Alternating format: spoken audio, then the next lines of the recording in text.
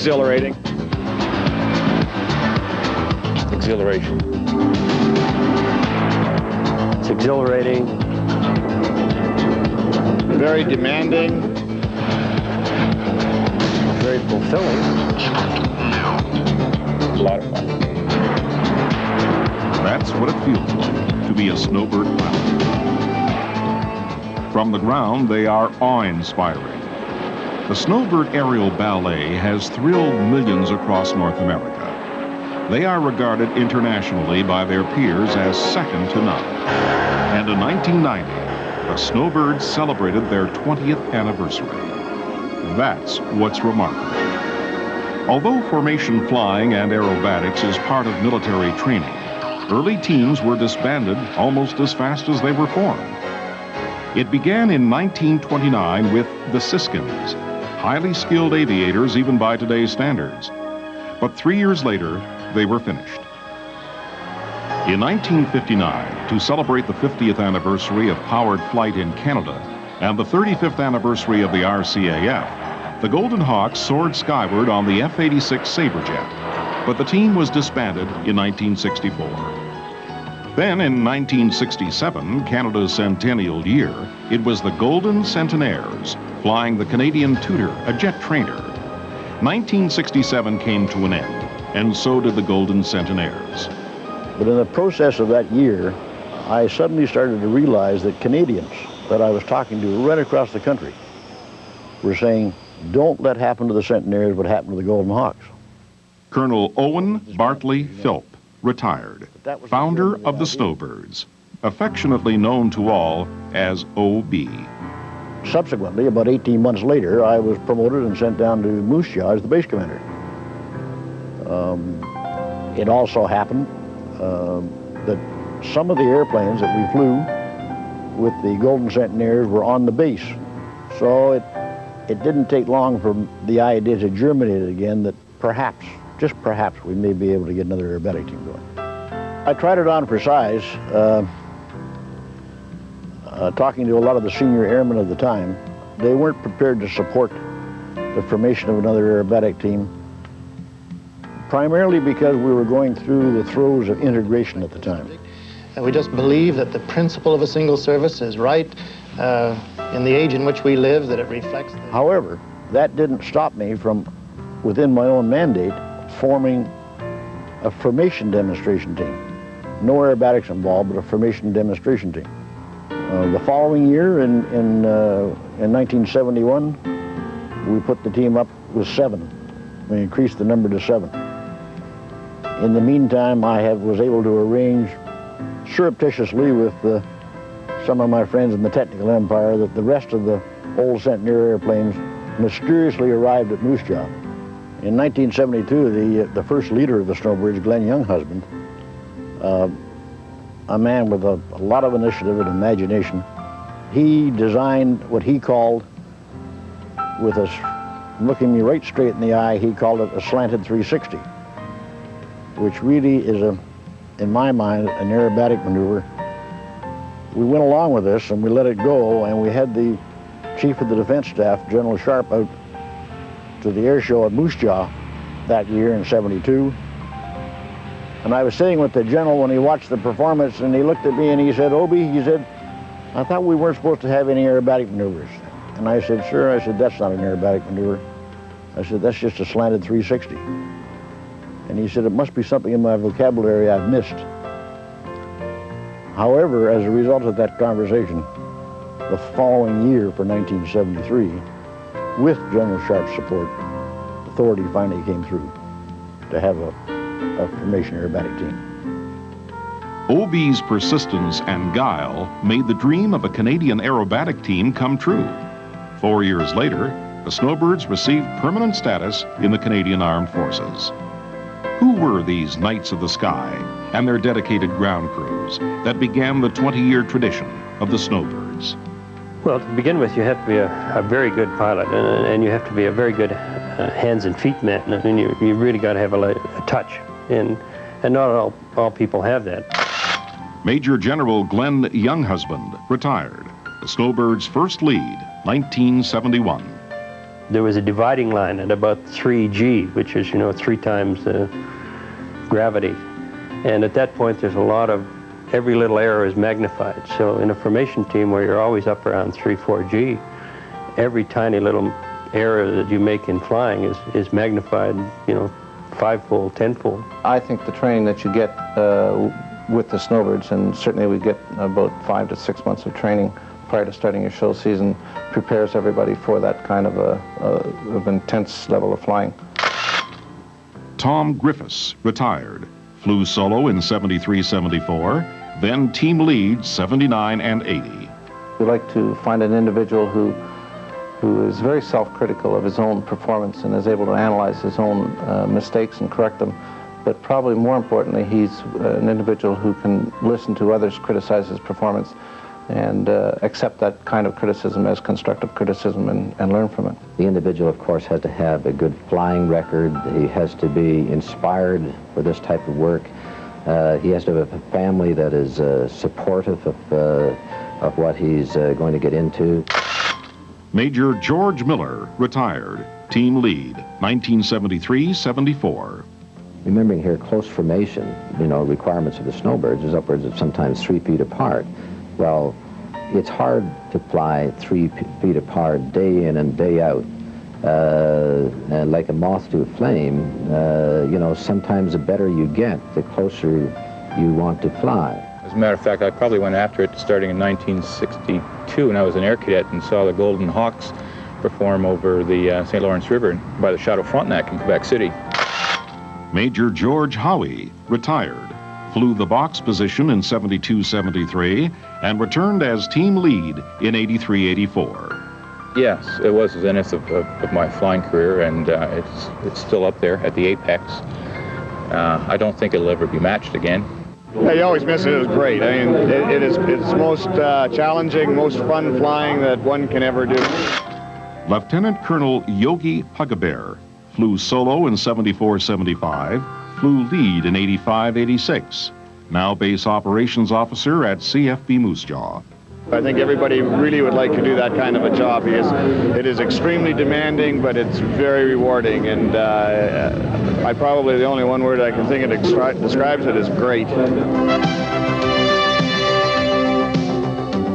20 years of precision flying has provided the Snowbirds with a treasury of tradition. The pride, the pressures, the pathos, and the peers, next on the Snowbirds at 20.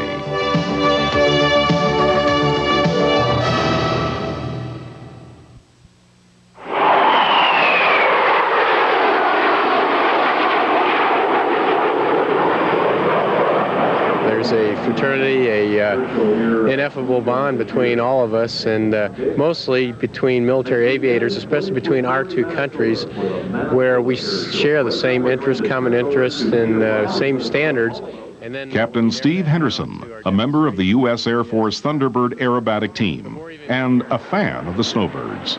Oh yeah, they're sensational, and I'm proud to say that I know those guys and that we're able to come up here and visit with them.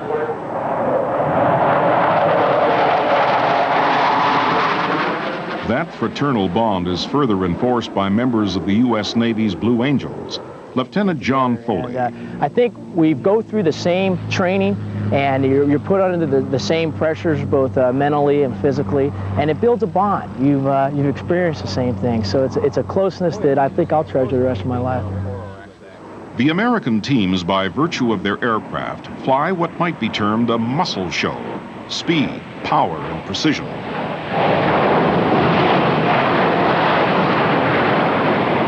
The Snowbirds, by contrast, fly the oldest and slowest jet of all the military formation aerobatic teams. But they also perform the most complex and aesthetically moving of all the shows.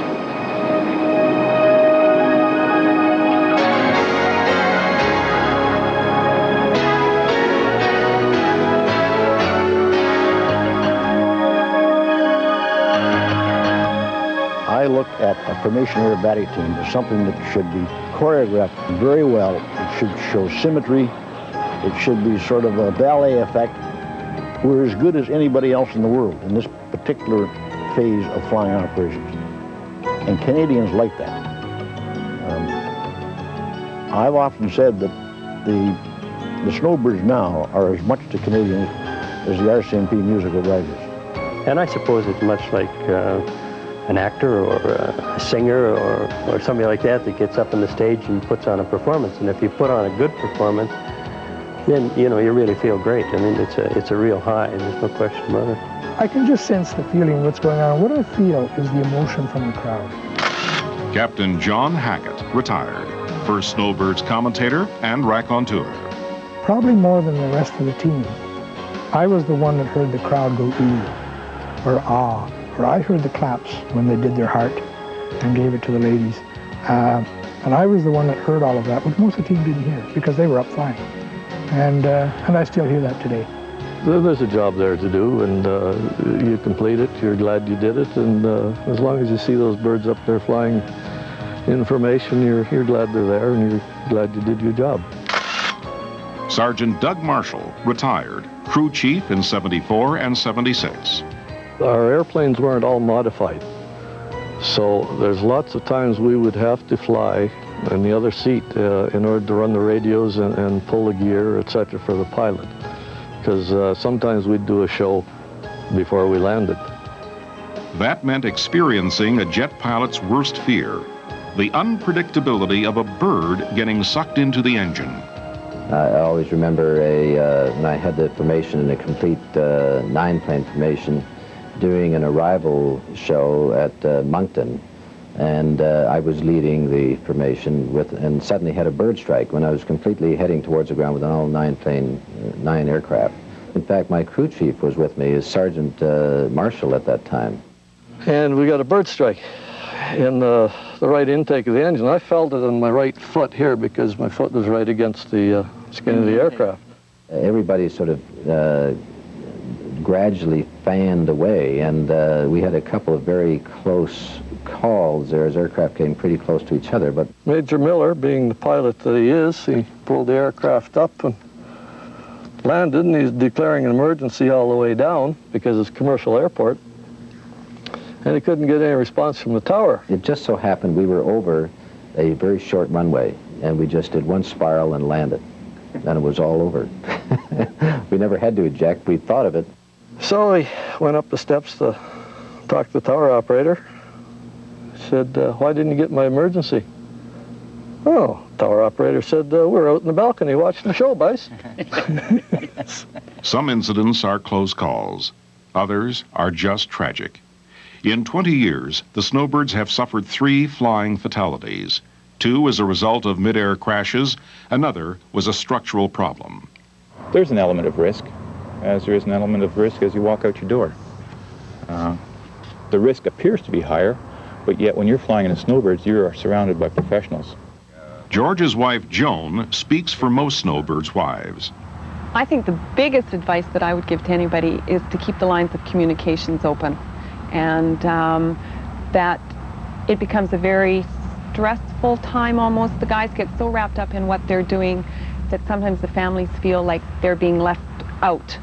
And I think that that is the most important thing, is that you have to be able to talk to each other and to try and understand the other person's position, and that the guys have to understand that the wives are working hard at what they're doing at home.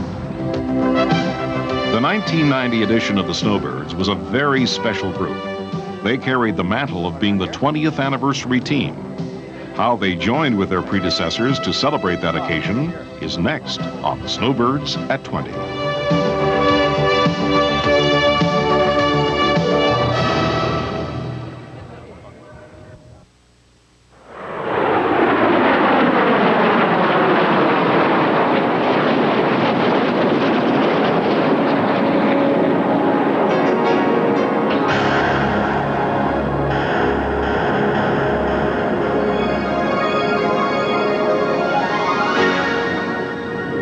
Here today because of the dedication and the perseverance that a lot of people had many years ago. In fact, when I was a young student in Moose Jaw back in 1974, the team had just been flying for 3 years. Major Dan Dempsey, solo pilot 8081, team lead 8990, promoted to lieutenant colonel at the conclusion of the 20th anniversary year. We are a symbol of national pride, and we really believe in what we're doing. What we're doing is important. Not only for the Canadian Forces, it's important for the country. Snowbirds, General salute. Salute.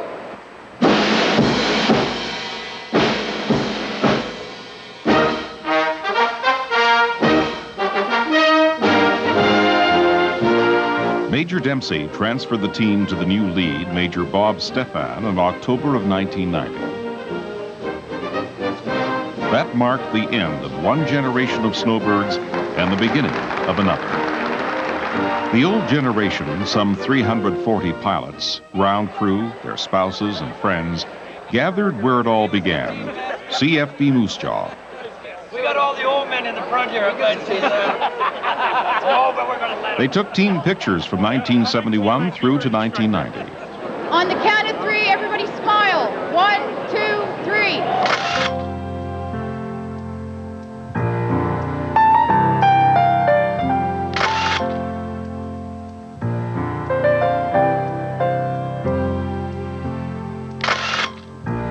Some found it a little difficult to squeeze into their red flying suits. I gotta breathe! I gotta breathe!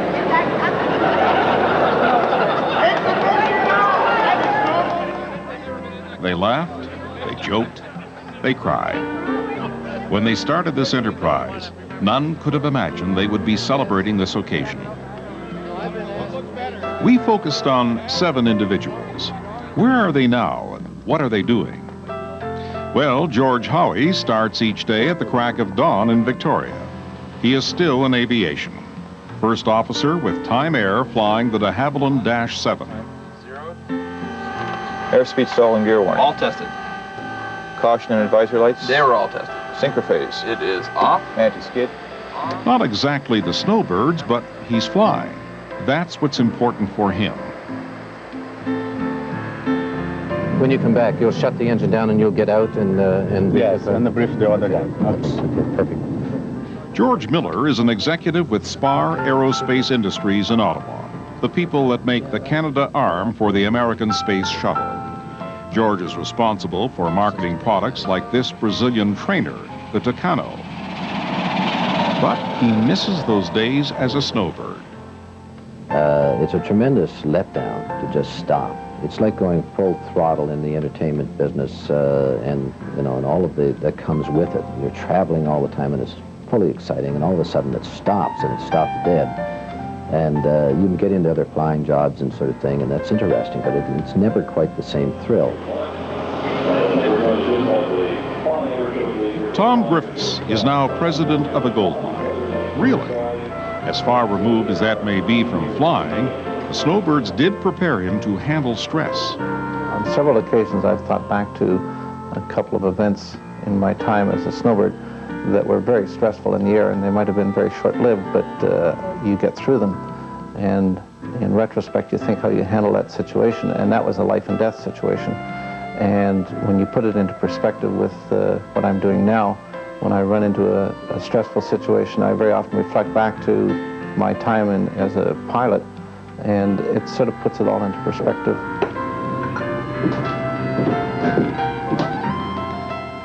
Glenn Younghusband, the very first team lead, lives with his wife Jacqueline in the Calgary foothills. He is the environmental officer for the Alberta Energy Company. Now, that may seem far removed from his flying days, but the Snowbirds are as close to his heart as ever. I have a great deal of pride in the Snowbirds. When I see them and think that I had the opportunity to lead them at the very beginning, I feel a great feeling of accomplishment and pride. Come on, Pip, let's go chase some seagulls. John Hackett and his wife Kate settled in Comox on Vancouver Island. The first Snowbird commentator has become an insurance salesman and investment counselor. John and Kate both relish the outdoors. Is your clock wrong, or is something wrong with our watches? No, he said our clock is right. Exactly right, Bryce. Except for 10 minutes. Doug Marshall, one of the first crew chiefs, has settled in Kelowna. With 2 other ground crew members, Reg Bach and Fred Broderick, they form an Okanagan chapter of former Snowbirds. he was rolling. It just flipped us around. And what about the man who started it all, O.B. Philp? He cherished a dream of a formation aerobatic team, and he wanted Canada to share his dream. I wanted to put together a show that flowed, that was something in front of the public all the time, and when the public got through looking at it, they'd say, my, wasn't that nice. O.B. and his wife, Maeve, retired to a picture-perfect sheep farm just outside Victoria. Ho, ho! Come on! Come on, ho! Here they come. Come on. That's it, girls. Come on. Today, O.B. is an aviation consultant. He and his longtime friend and Snowbird photographer, Bill Johnson, have just written the definitive book, The Snowbirds, from the beginning.